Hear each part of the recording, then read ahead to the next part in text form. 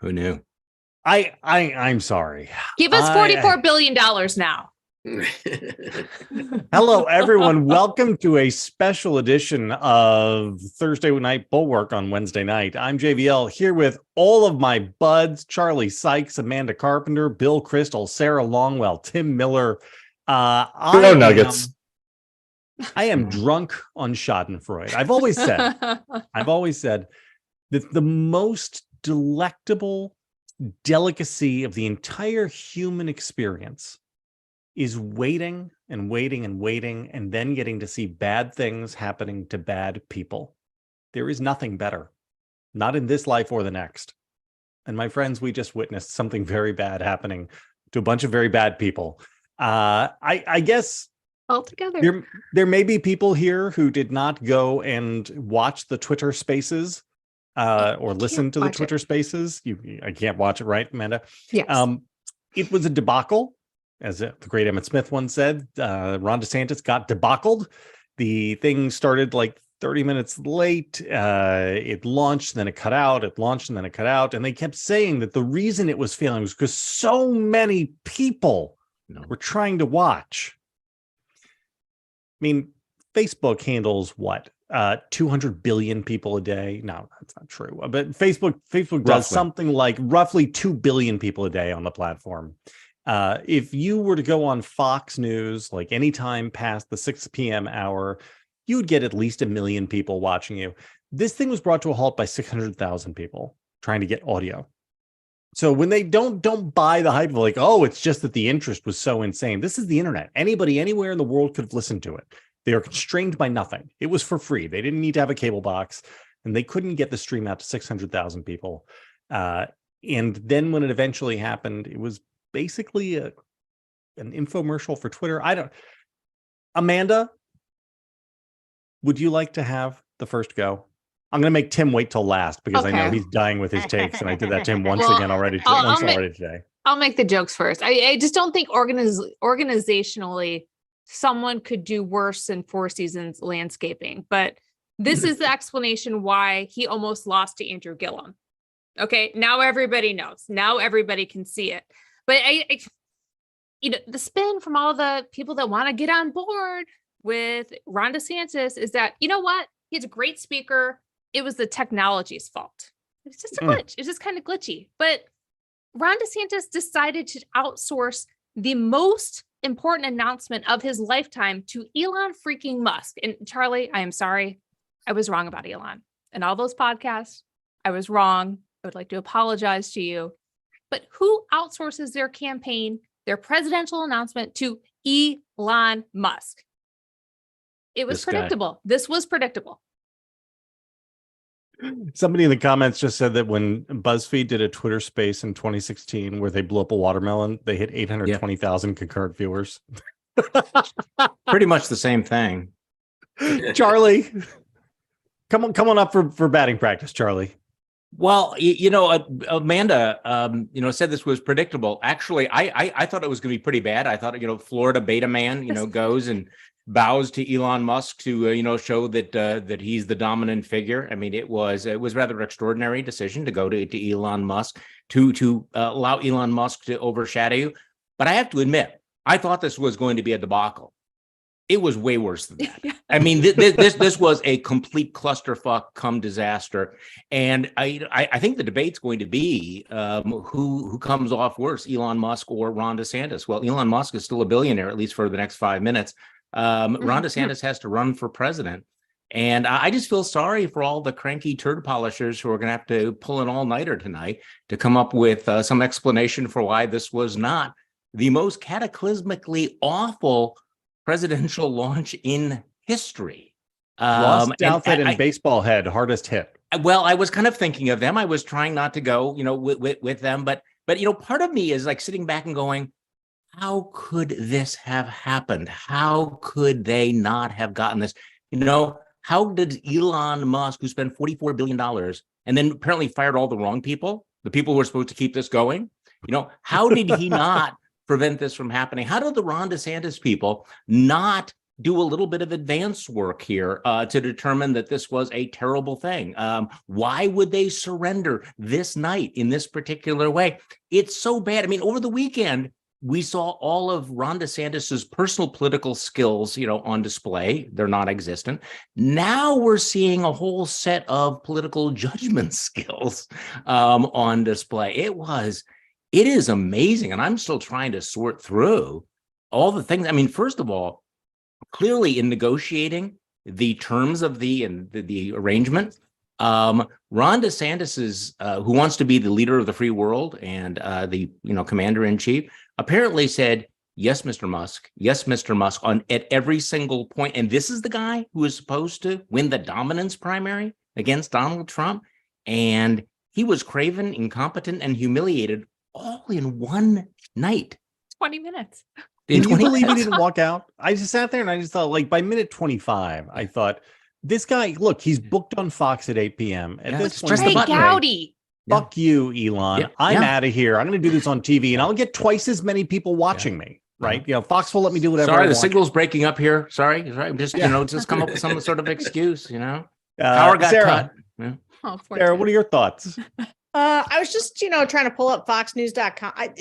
So he's like making another announcement right now on cable television that will work.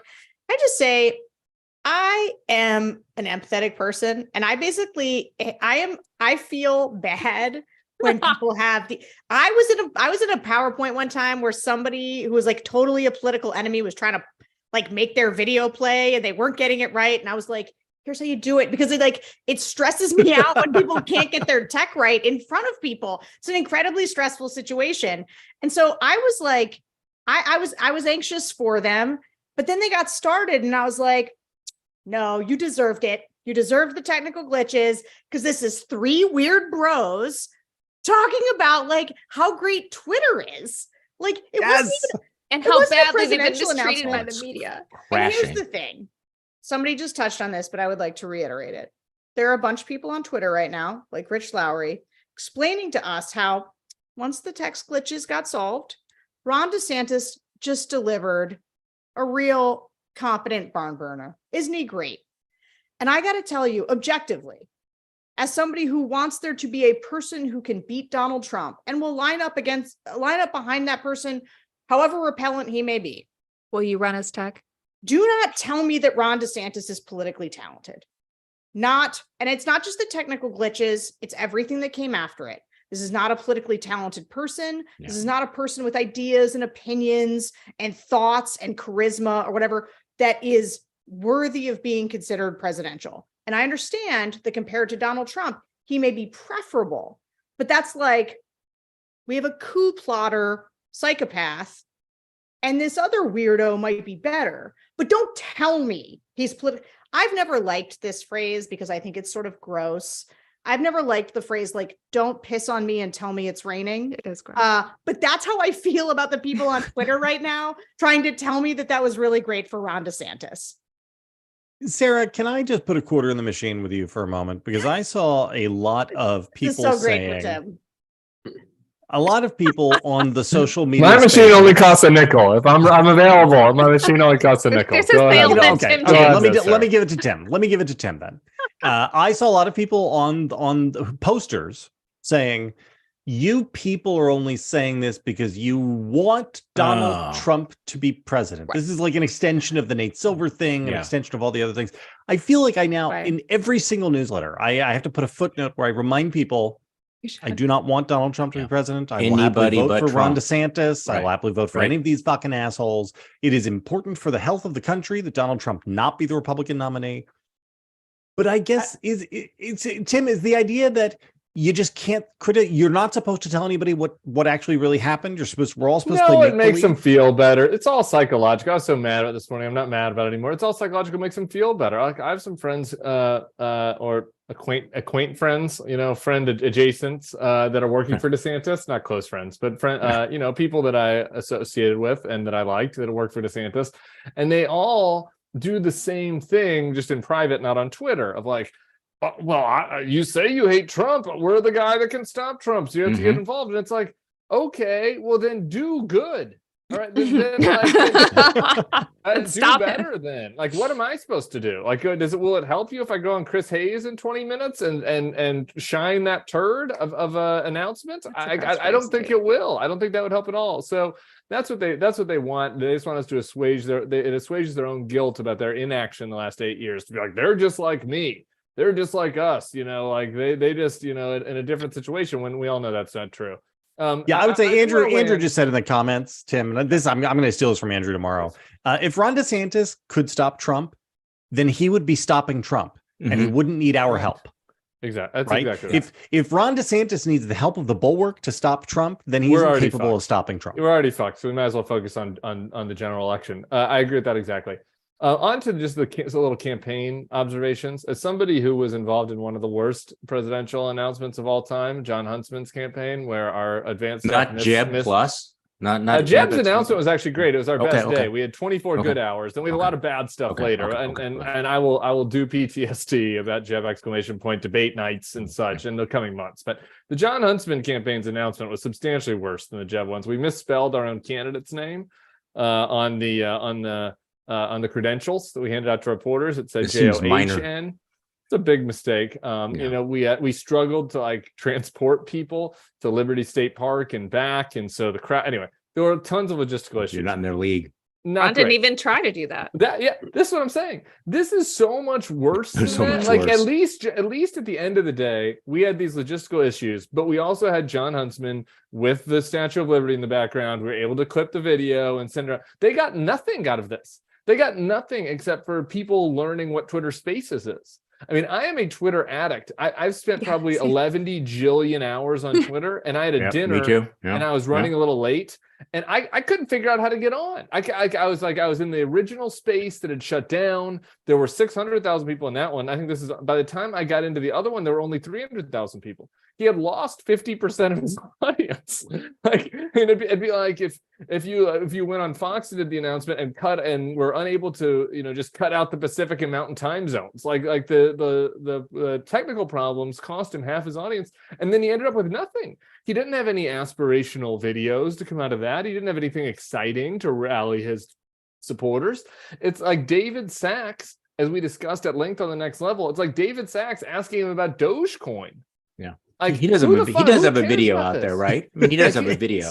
He has his pre-packaged video, like the 1 minute video, which we can talk about. But like the announcement itself, provided literally nothing of value, only mockability, and the substance. Even to Rich Lawler's point, even if you like the substance, even if you're the kind of person who really cares about ESG and digital currency mandates and wokeness and the media, like that, you're a very specific type of person that Ron DeSantis already has. Like, so you did nothing to expand your appeal. So it was just a complete failure in every possible category.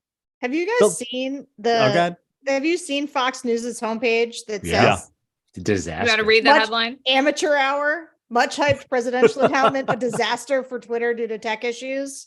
That's is there a the byline woke on big that? media. That's not the Bulwark. That is Fox News. Yeah. So what happened to Fox? Yeah, so maybe What happened? We have the Overton window, moving. Now maybe we need to have the DeSantis window for evaluating disastrous rollouts. Because I mean, this is epic. This is going to be the standard. People will say, okay, so the candidate announced a dirigible that exploded in a fiery ball, but it wasn't as bad as the DeSantis rollout. Oh, actually, I'm looking at the Fox standard. homepage now. So the big headline is DeSantis launches presidential campaign with a great American comeback video. That's the big banner. Then underneath it is a picture of Elon Musk, which says much hyped presidential announcement, a disaster for Twitter due to tech issues. The humanity. That's a Twitter problem. So they've they've clearly Rupert got on the horn about that, because that was not what the headline was like 30 minutes ago. Bill, I have tell us about the Thomas Dewey announcement, Bill, and how this compares to that comparison. So I want to go. I would like to talk about the substance Landon. of this in a minute, but I would like to. Bill, I suspect you're going to go all realist and say, look, in the end, none of this matters. And 5 minutes from now, nobody will remember this. And this is just something that very online campaign hack people pay attention to. Right? Am I right about this? No, I was going to say that normally I would say that. Okay. And I think it could be true. I mean, 2 months now, a million things will have happened. But I think this is a rare case where the instant reaction might not be an overreaction. And it could be, a moment where the whole thing starts to crater. And I tweeted something about it. Some zillionaire should get Tim Scott's super PAC $50 million. He should go up on the air in Iowa and New Hampshire with $10 million of TV in the next 2 weeks, have some semi-fake poll that shows him ahead of DeSantis in Iowa and New Hampshire 2 weeks from now, which wouldn't be impossible, and then just spin the media wildly that, Scott's the alternative, not DeSantis. He really could. Well, you were good in the news, both Charlie and JVL. You had excellent newsletters today, Charlie, on the alpha male, beta male kind of thing, which is, I think, very true. That just the whole, even if this had gone well, it was DeSantis sucking up to Elon Musk. It wasn't being president. Whatever you think of Trump, when he went to the CNN town hall, he took everyone on and he was in charge, right? I mean, but even if it had gone well, so I think that was a good point. But then JVL said there was a non-trivial chance that DeSantis could just collapse. The campaign could collapse. What's the base? What's the real part of it? And I think without going overboard, without betting on that, he has $80 million. He does have 20% support in the polls. He's governor of a very large state, et cetera. I do think it could be a case where we aren't overreacting and saying it's epic. I mean, so many of us have been staffers, and Sarah was, had her own experiences with PowerPoint, I guess, and Charlie must have had disasters on talk radio, and that were not undoubtedly your fault, but things going slightly wrong. But I do feel like 5 years from now, we'll all get together and we'll be, Amanda will have her Ted Cruz story. I'll have my Dan Quayle story. Tim will have his John Huntsman story. Sarah will have some funny story from the good old days. And none of those people became president, by the way. What's that? You didn't notice. Nobody was like, "Oh, and I had the George Bush." No, exactly. You mentioned. We'll all have these stories, and then someone's going to say, none of these could hold a candle to the DeSantis Twitter Spaces launch.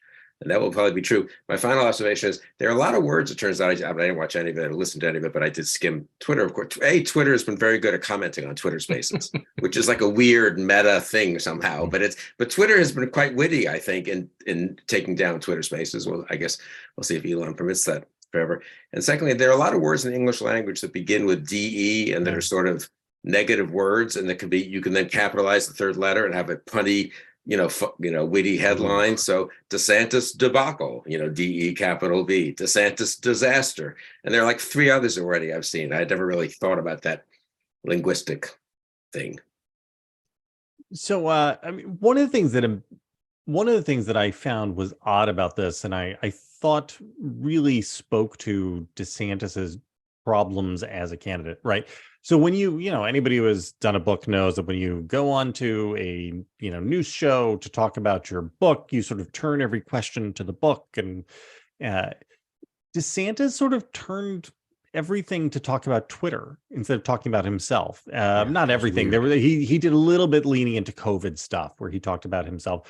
But everything else was, like, what made you want to do your announcement on Twitter and not cable TV, as David Sachs asked him. And DeSantis started out by talking about how it was because he fought the government on COVID. And then it turned into a testimonial about how truly great Elon Musk is. And then the very next moment is Musk and Sachs complaining about the Atlantic and Vanity Fair. And the extent to which DeSantis seemed incapable of talking about what he wanted to talk about, unless he really showed up there just to sort of be a prop for Twitter. It looked like he was selling Twitter and not selling Ron DeSantis. That was so strange.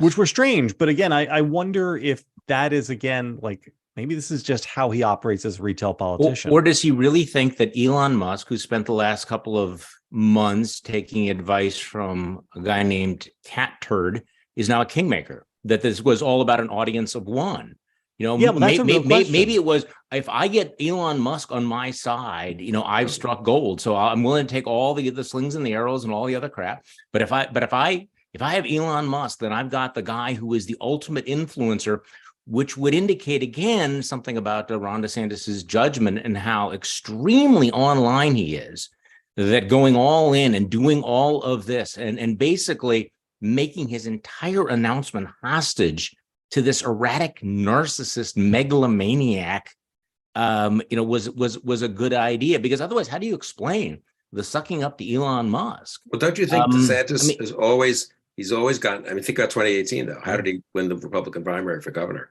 total shameless sucking up Yeah. to Trump. I think Yeah, no, DeSantis. this is an I'm excellent going to now point. psychologize for 30 seconds, which I don't normally like to do, but DeSantis is the kind of person who kisses up and kicks down, and he looks for the person he can attach himself to. He succeeded in 2018, attaching himself to Trump. He succeeded sort of attaching himself to Rupert, to Fox for a few months there when Fox was souring on You're Trump. right. And now he's decided, well, Elon Musk is a billionaire and owns a major media platform, so I'm just going to attach myself to him. And that matters much more than all the normal stuff you would think about being actually, pleasant and having normally, good political judgment, I guess. Not exactly an alpha male move, though, is it? No, This no, is it's not. I the mean, thing. especially. I mean, on my podcast today, David Frum is talking about that this is the dominance primary. Who is the more dominant figure, and this is something that Trump has done. He's established that I am the dominant figure, and so Ron DeSantis comes along and he says, "I am the fighter, I am the winner, and everything." And what does he do? He reinforces the fact that he is not dominant. He is subservient. That he is, on his announcement day, a beta male. And I mean, this is really the way that it cuts against the rationale of his campaign is what is so mind-boggling about that. I mean, leaving aside the technical mistakes, just the whole imagery of all of this is I think such a tell. So over the weekend, the fact that he's inauthentic and he's stiff and he can't relate to average people in retail politics. And then this way, and tonight, it's like his incredible, insatiable thirstiness to get the approval of a billionaire oligarch. I mean, I'm not sure, JVL, what lane exactly he thinks he's dominating here. I hate to interrupt because I know it's Amanda needs to get back in, but I'm about to go and do the shtick all over again on Chris Hayes, but I want to leave a turd for you guys in the room here of an observation, because all of these things that we're talking about, like Tucker could have done this right.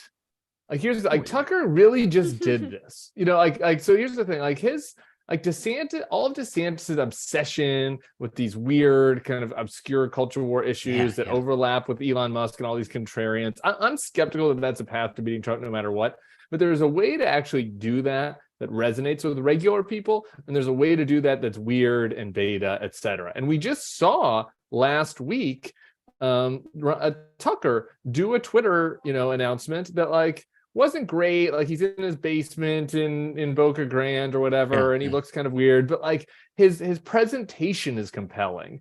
He has a way of messaging this to normal people. And I don't know if this is possible, but I see him as I look at this and I'm just like, why wouldn't Tucker just be a million times better at this than what DeSantis is doing? Anyway, I'll let you guys sit with that. Me and Charlie will talk about it on Friday. Yeah. Look, I've said for the last year that if Tucker Carlson wanted to be the Republican nominee, I think he probably could be. He's the one guy who I think could out-talk Trump. And thankfully, he isn't going to do that, I think.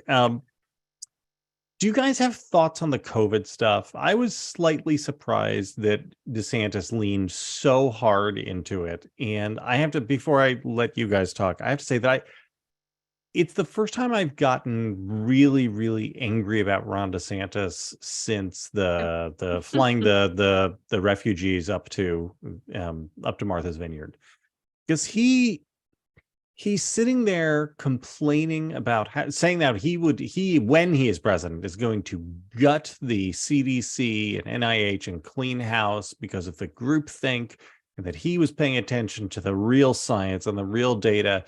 And that the biggest tragedy was that YouTube took down a video of him talking with some very respected scientists for disinformation. How can you live in a life like this? And I am sorry, but 1 million fucking Americans died from COVID. Just under 100,000 Floridians, the people under his care, died of COVID. Florida, I just have this right here, the 12th highest case and death rate per 100,000 people in the United States. And among the states in vaccine adoption, 45th out of 52, if we count Puerto Rico and DC.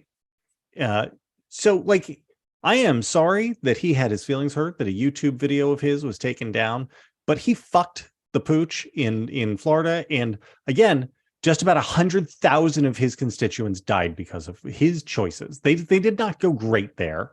it was really, it made me very, very angry. Sarah, did you have COVID thoughts? We'll go Sarah, then Amanda, then Charlie and Bill. My main COVID thought is that DeSantis is actually not benefiting from the fact that America is over COVID. And the more distance we have from COVID, the more when he leans into that as his signature accomplishment, the more distant it feels.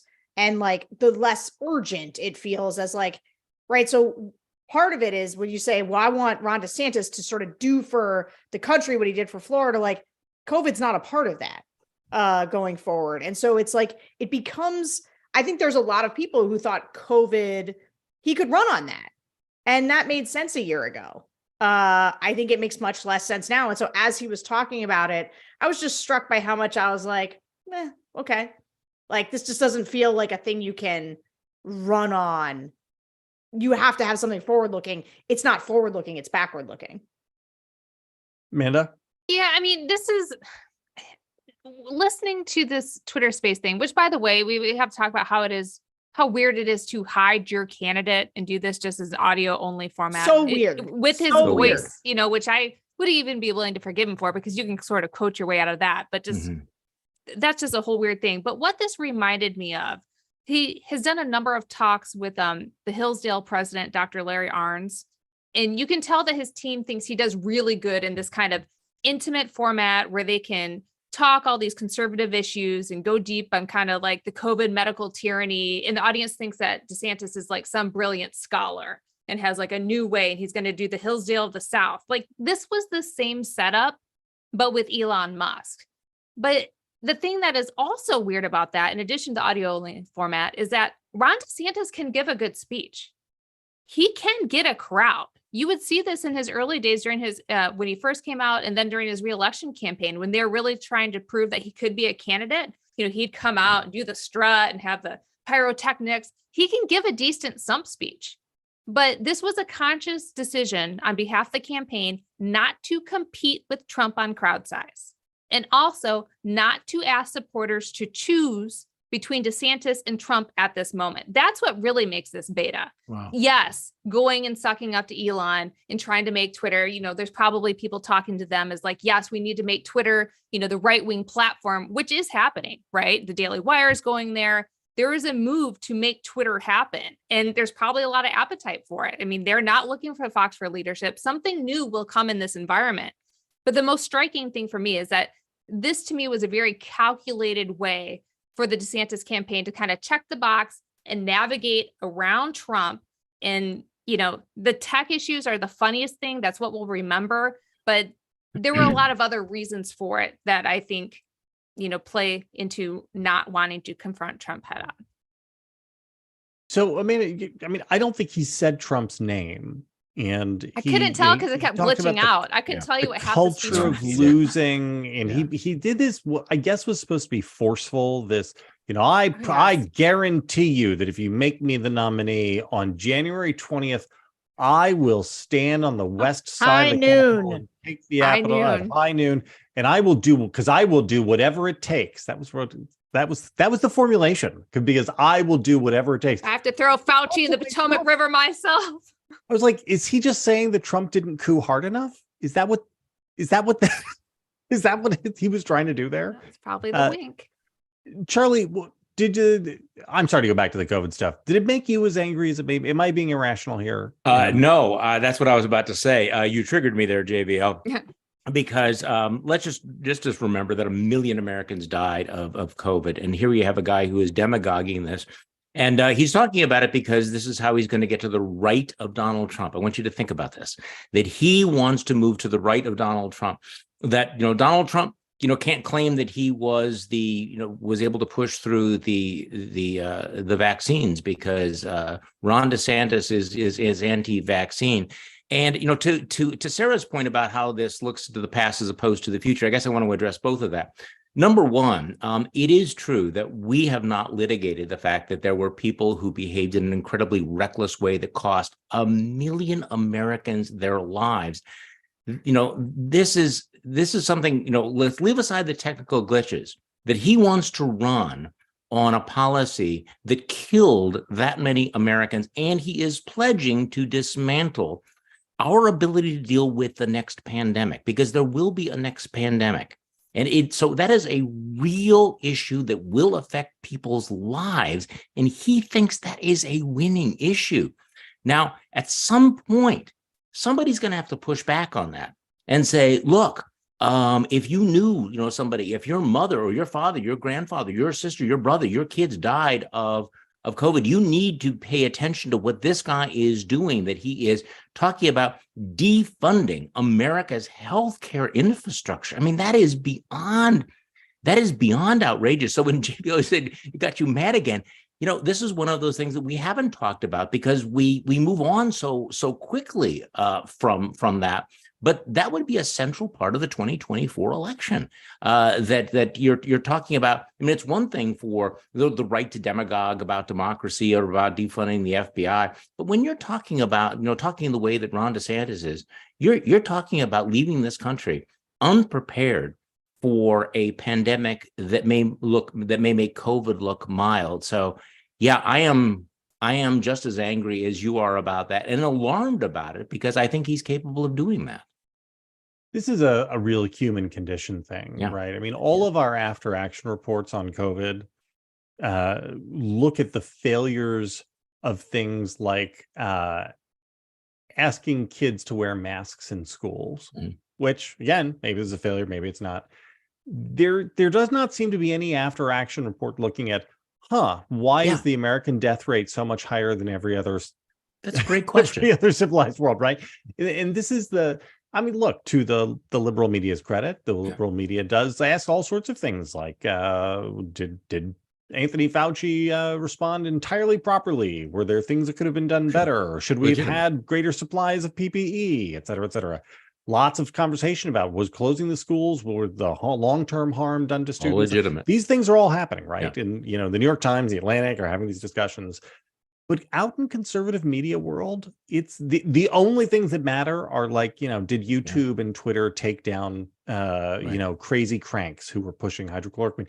And the lack of accountability when, again, I mean, most places where in the country, you will know somebody who died of COVID, right? And, this may not be true in Idaho, but if you live in New Jersey, if you live in New York, if you live in Florida, you probably know somebody who died of COVID. And the extent to which people have just sort of walked past that and forgotten about it. Sarah, why is that? Why don't people remember? I mean, this is a case where, normally we say it has to be personal for people to care about it. And it was personal for, I would say probably most of America, just going by the numbers. And yet nobody cares anymore. Why is that? I mean, you're not going to like my answer to this, which is I'm going to strap in. Go ahead. Yeah.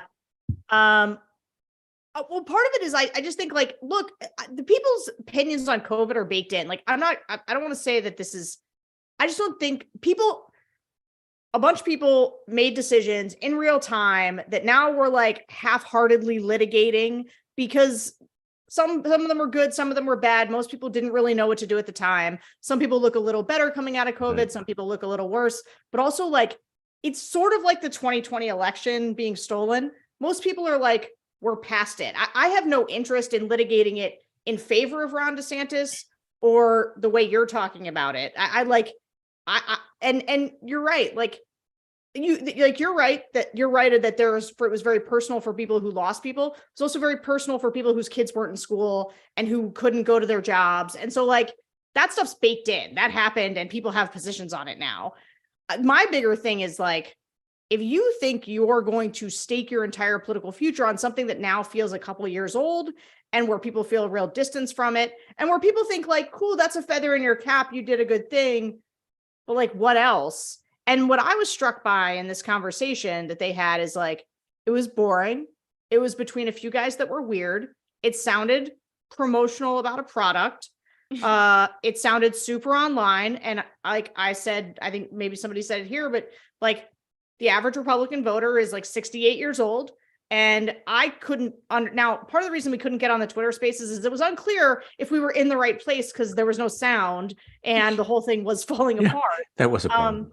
But Sarah, tell the people how we listen to the Twitter Spaces, because No. Well, this it was is funny. We very were all funny. in Slack being like, can you hear it? Is this on? Am I here? Like, we were all just talking to each other, trying to figure out if it was actually on. Zoom with Grandpa. And then But- how did but- we eventually get it, Sarah? We all listened to it on Brian Stelter's channel. Oh, that's right. The terrible liberal woke Brian Stelter, who's bad old media. He was the one who figured out how to get Twitter Spaces thing A little bit streaming. ironic. Sarah, can I ask a question? Because this is something that Ron DeSantis refers to a lot, and I'm just saying that he talked about on Fox News in his follow-up, is that it's the woke mind virus. Like, this is how he warehouses everything. Like the liberals that shut down the schools and churches and stores during COVID, the people that are putting the tuck-friendly swimsuits in your Target shop, the evil bad liberals, they are infected by the woke mind virus. That is a new form of cultural Marxism that must be stopped. Does any normal person follow that thread if they're not completely red-pilled online? So this is why I think Donald Trump has started to has jumped 20 points and Ron DeSantis has fallen 20 points. Is like, people are into this kind of. They think they don't really like woke corporations, and they think woke is bad, but also like, this is not the dominant posture of the vast majority of Americans. Like 68-year-old women who are like, is the economy good? Can I get the things I want at the store? How is my retirement secure? Like it's the economy, stupid. Like, Republicans have really lost the plot on something they used to sort of intuitively understand, which is like, this is about the economy, it's about jobs, somewhat it's about crime, but like DeSantis isn't talking about any of those things. And like, COVID is as backward looking as the 2020 election. And I know that I saw somebody be like, I got COVID today, it's not over for me. I'm not saying COVID doesn't still exist, but like, COVID, the thing where the policymakers super mattered, is not a thing anymore. And so, I think it is what makes him compelling to Elon Musk. it's also like, it's not enough. It's not enough to like urgently love DeSantis. And part of it is like, I was just listening to that today being like, Florida is there man would do anything better. about this? Like, I couldn't tell the difference between his voice and Sachs's voice. Same. Like, I was sitting there being like, who's even talking right now? Like, It's all dudes. it's just like, and they were also all being weird. Get out of your dorm room, freaks. So, Bill, I have a question for you, because so what Sarah just said about DeSantis being sort of backward looking on COVID is certainly true. I think it is certainly true that Trump's 2020 relitigation stuff is backwards looking. But yet, to me, it feels as though he has spun that forward a little bit, because what he's talking about is like, I will be your retribution, right? It is a forward-looking vengeance agenda. Am I wrong about this? Is Trump also just sort of a revanchist, backward-looking, just it's pure restoration, or does he have elements of his pitch which are, in their own way, forward-looking at this point? You're You're muted. on mute. I'm as bad as Twitter Spaces, I can't, after 4 years of Zoom, I can't unmute properly. Fixed it in 2 seconds. I think it's complicated. Trump's message is reactionary, making America great again. So there's always going to be something a little more backward looking about it than a progressive, onto a bright new future, we are the future, Obama type thing. But Trump's a very clever demagogue. So the backward stuff pivots into a forward agenda. I'm going to stop Muslim immigration. I'm going to get the economy going. I'm going to keep us out of horrible wars. Those are promises for the future based on criticism, sometimes a little obsessive, often unfair, often demagogic, often bigoted, et cetera, criticism of the past. The election denial, I think for certain, he indulged in that because he wanted to have a coup. It was part of a plot. He then was sort of stuck with it too strong. He stayed with it and tried to force other people to sign on to it because it kept him where he was. I don't think he could walk away with it very easily. You can't go through everything to January 6th and say, I'll forget about that. People aren't going to forget. So that's why he's been trying so hard to turn January 6th into a positive, or at least neutral, which in a way you'd say is crazy. It's a negative, just forget about it, but you can't forget about something of it. So what's his January 6th agenda? He's going to pardon those poor people who were persecuted and are now in jail on January 6th. He's going to not, he's in the future, he's going to prevent elections from being rigged and blah, blah, blah. So, I mean, I wouldn't overstate how future oriented he is, but he's a much better demagogue than DeSantis. He talks a lot about the economy, to get to Sarah's point. He has no actual agenda, but he's a business guy, and it worked well in his first term. He combines, I think you pointed this out before, in a previous discussion, the advantages of sort of incumbency and sort of outsider, right? He can be an outsider when he wants to be an outsider. But he can also say, I know how to be president. I know how to run the economy. Look, I won. Ron DeSantis saying, I won. Worked pretty well, twice. and I kept us out of war. And then, you know what? I want to keep us out of these stupid wars and no World War III. And I think Sarah's found this in the focus groups, that the no World War III thing, which just seems like a ludicrous, idiotic, sentence. When you read it or hear it, it sort of resonates. Okay, good. He'll keep us out of stupid wars, and he'll keep us safe. That Biden stuff, who knows where that's going to lead. Putin's a little crazy. We could get some stupid war because of Ukraine, and the economy's not great, inflation, blah, blah, blah. And so, I think DeSantis it becomes totally backward looking, right? I'm very much against what Disney did a year ago, and I'm against what Target just did. And it is kind of amazing to announce your presidential campaign and not have any kind of forward. I didn't listen to it, but I take it almost no forward vision. I really do wonder whether there's room for, what if Tucker, honestly, if DeSantis has a rough month and is really down at 10% or something, and Scott doesn't go anywhere and he's at 7%, Youngkin, and Trump gets indicted by Jack Smith, why won't Tucker announce? He would be second the day after he announces his presidential candidacy. I do think Glenn Youngkin's phone was probably ringing off the always got to be rich burning people. up. Right? Rich guys just Youngkin, Scott.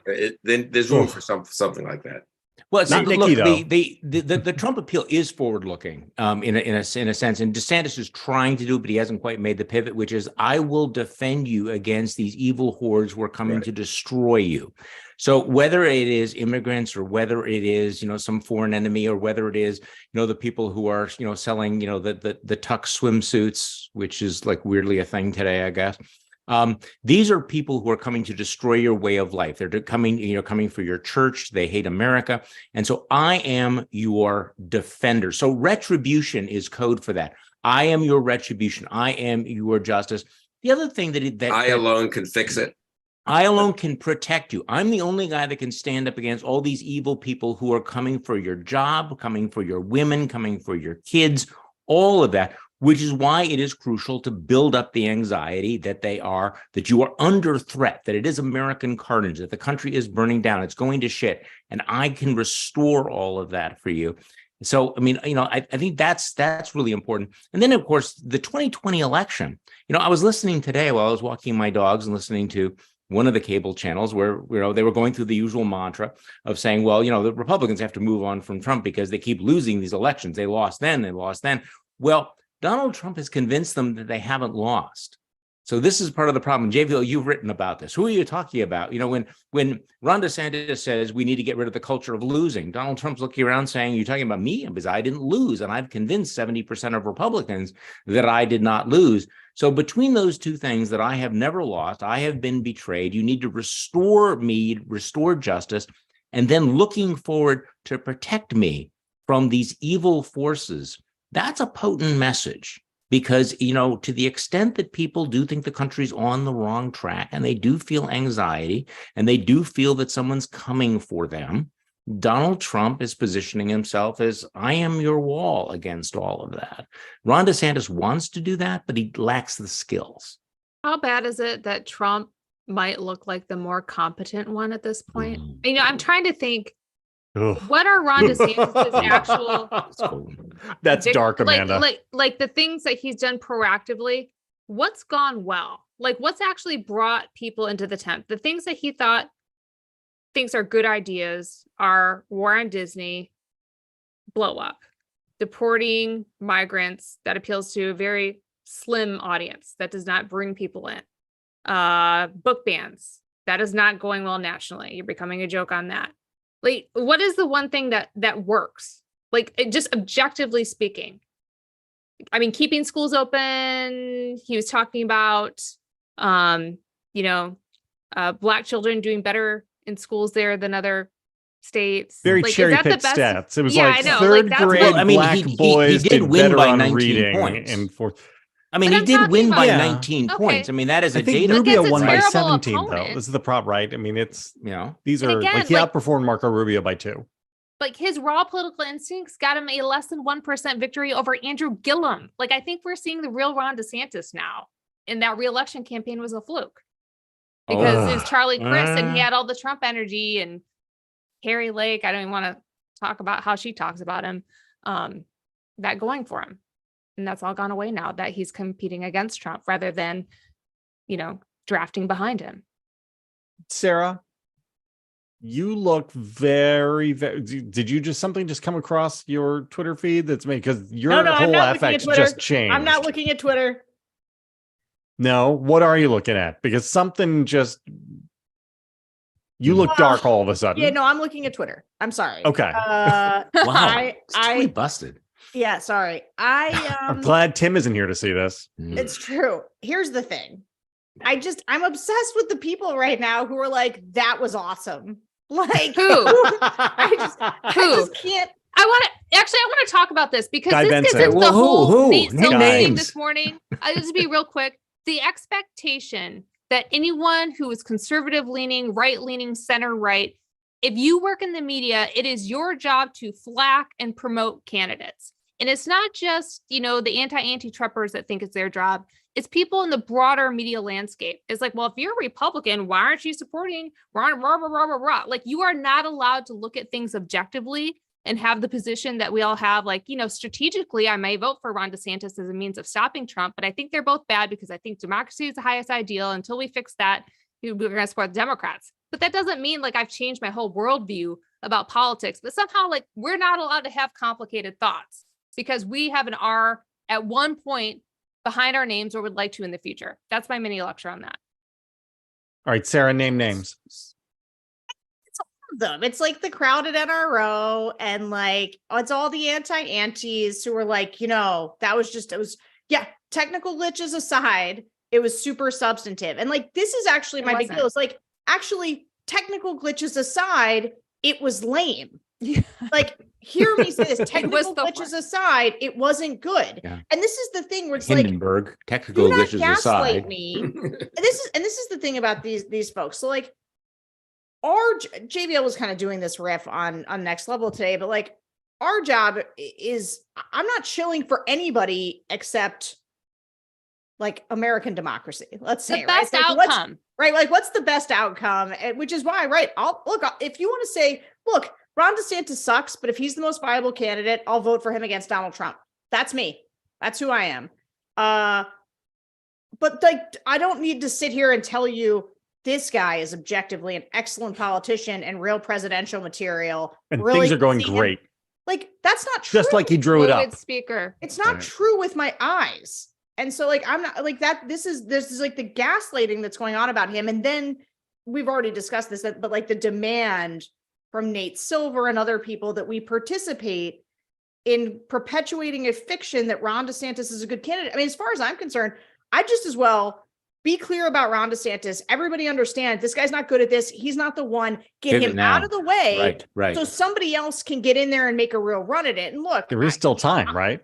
I'm the first person to tell you that like, it's not going to be easy for Glenn Youngkin. It's not going to be easy for Chris Sununu. Somebody, but like, I do think DeSantis isn't the guy. He doesn't have it. And like, we can all see that now. Clearly, we should say that.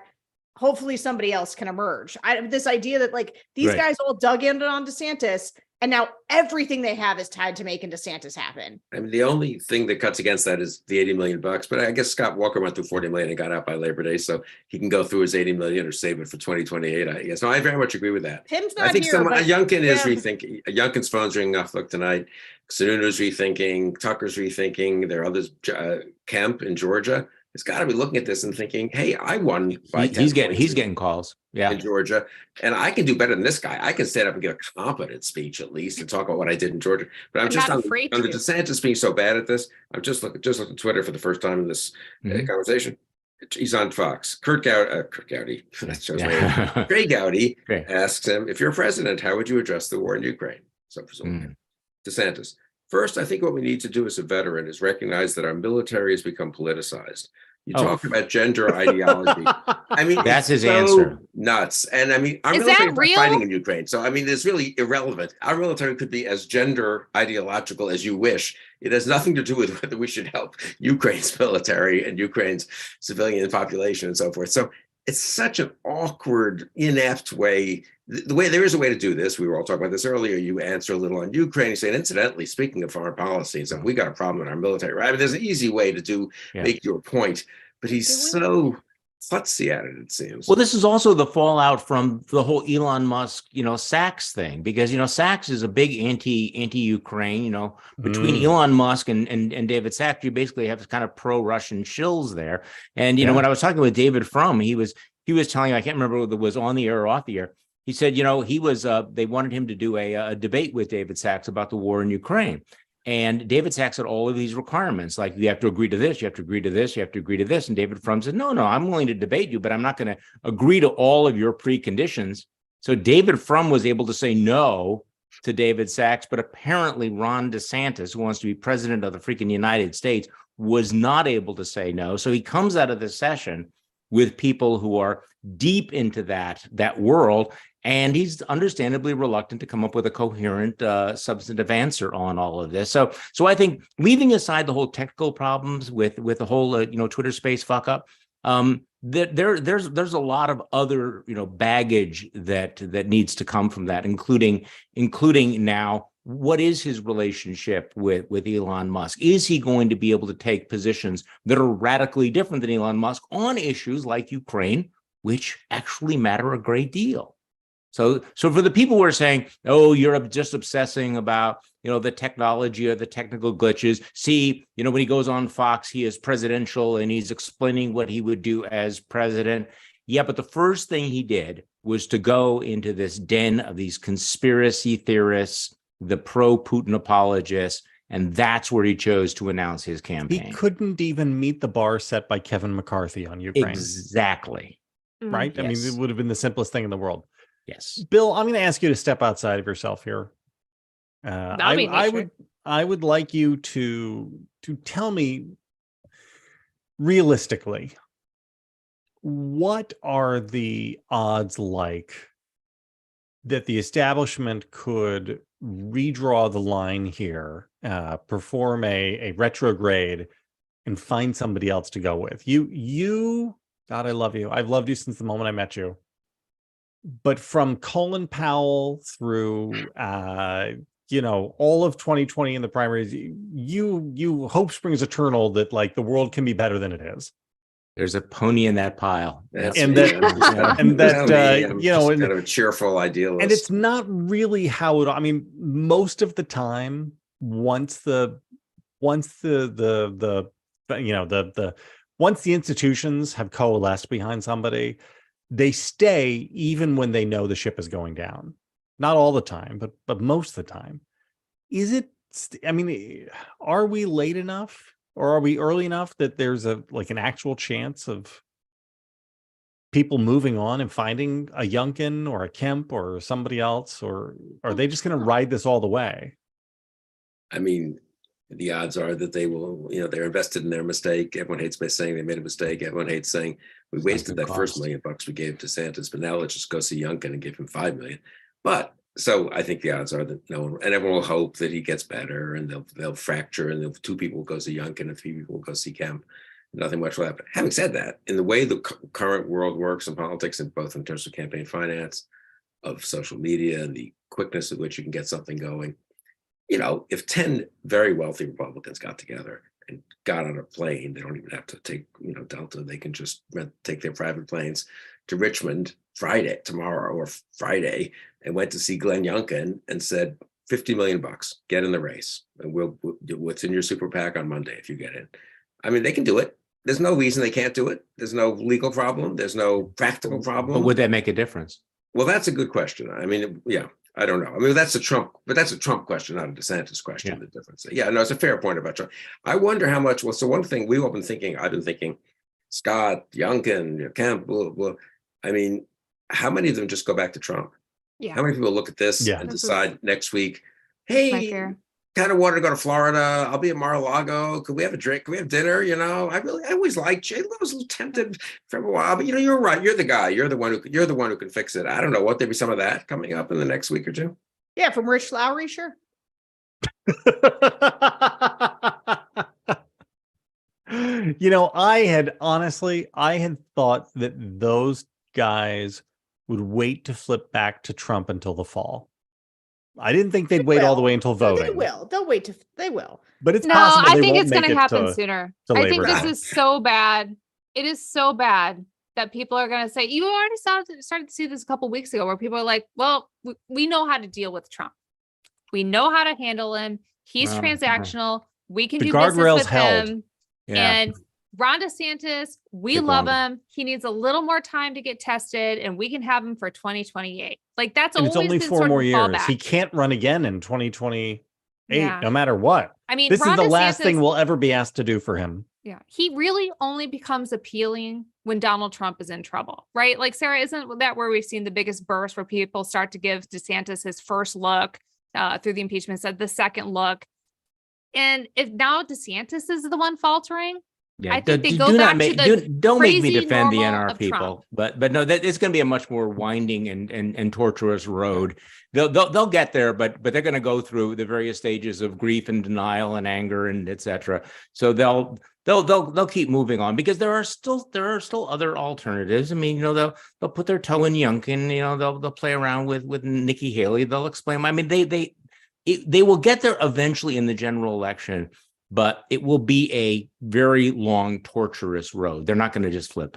Yeah, they'll do another against Trump. Yeah, There'll be right. 4 Yes. alternatives. I Yeah. got to say, though, I shared this little stat on TNL today, but I want to say it here just because to me, I had my team. I was like, I was like completely aware that in the focus groups, we had reversed where, after the November election, the majority of the groups were going to DeSantis in a head-to-head against Trump, and that's flipped. That now the majority. Yeah. So I asked him, I was like, pull it though. I want to see like pre-indictment, post-indictment.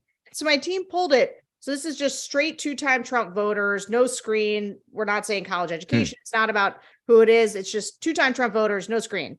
And prior to the indictment, and after the election of 2022, the groups were going 44 to 26 in DeSantis's favor. So almost DeSantis is crushing Trump almost twice. And now after the indictment to date, 32 Trump, 9 DeSantis. Like that's just a total reversal of fortune. Tonight didn't help either. Tonight did not help. Tonight did not. That's help. just Maybe silly. Ron should get indicted. Well, I'll tell you who it helped. It helped me. I'm going to sleep well tonight after that. It's not because of the indictment. Just to be clear, the indictment's the demarcation, but the indictment corresponded with DeSantis's first couple of walkbacks. Walkback on Ukraine shows you could get pushed around. Walkback on Trump extradition, and also Trump's attacks on him, right? Where Trump was able to start defining him for a bunch of people who had a pretty shallow relationship with him. And all it took, right? The people didn't have a deep relationship with him. All it took was that little push and DeSantis falls off a Right. cliff. Don't forget Jeb's endorsement, Sarah. I know. Jeb's endorsement. That was the beginning of the end, my friend. All right, guys. Yeah. This was great. Good show, long show. Listen, if you're watching us on YouTube, go ahead and give us a follow and hit the thumbs up. That's good for us. And if you're new, go over to thebulwark.com and sign up. We can get Charlie's newsletter for free every day. We just give it away. How do we make money? We make it up on volume. We got podcasts from Charlie and Mona and Sunny Bunch and me and Sarah and Tim. It's fantastic. So go hit us up over there. Follow us here on YouTube, and we will see you again next week. Bye.